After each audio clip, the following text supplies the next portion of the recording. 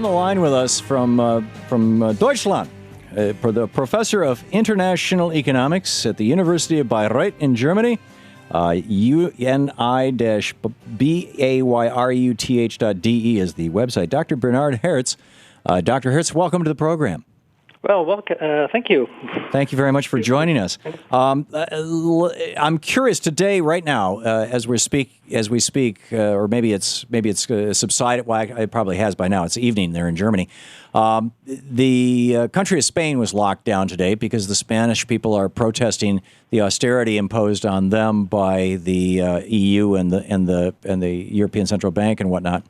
And Greece, of course, has been in flames. The UK is having problems with this. They just saw their GDP drop as a result of the conservative austerity programs. Why is Germany doing so well in the midst of all this? And what can America learn from this? Well, Tom, that's a very good question. I think a lot of people in Germany don't really know why things are doing very well right now, because 10 years ago, Germany was the sick man in Europe, and now things have turned around. Well, I think Germany kind of profits from that a lot of people are afraid in the economic situation in Spain and Greece, so a lot of capital has been moved to Germany, and that kind of helps the economy right now. So low interest rates for the German government, and that helps. One of the things that drives an economy is demand. And demand is money coming out of the pockets of working people. And please interrupt me if you disagree with my thesis here. And so when working people keep their jobs, even during an economic downturn, demand doesn't go away.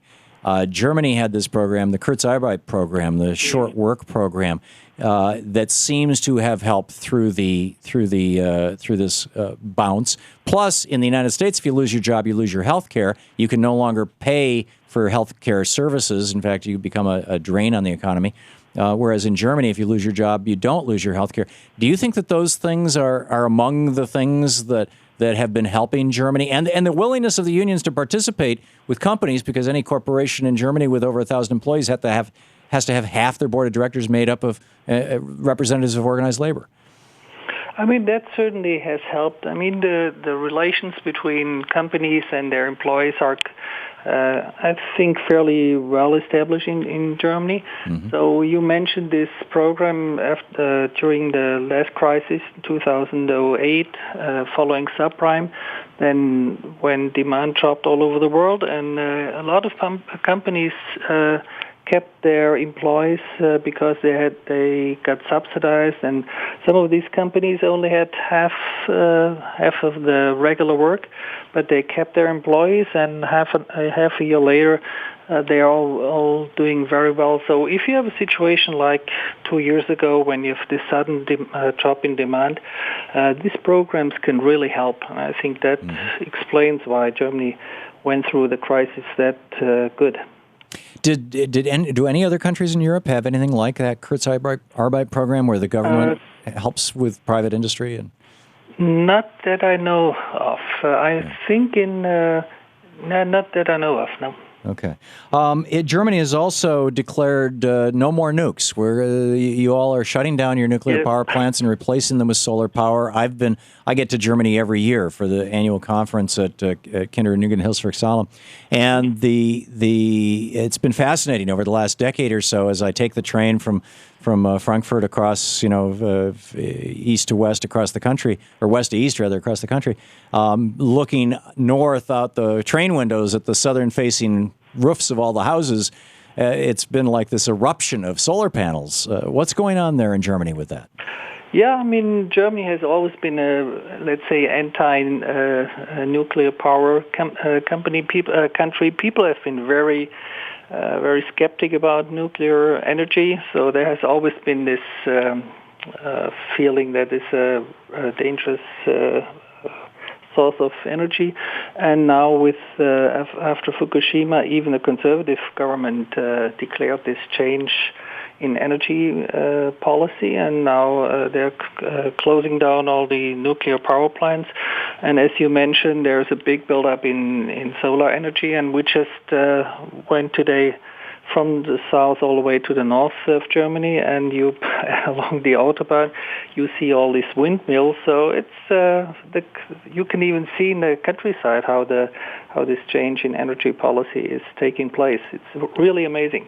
Is here in the United States, we have an entire political party committed to, and an entire television network, and a fairly robust right-wing radio infrastructure devoted to ridiculing the idea of alternative energies.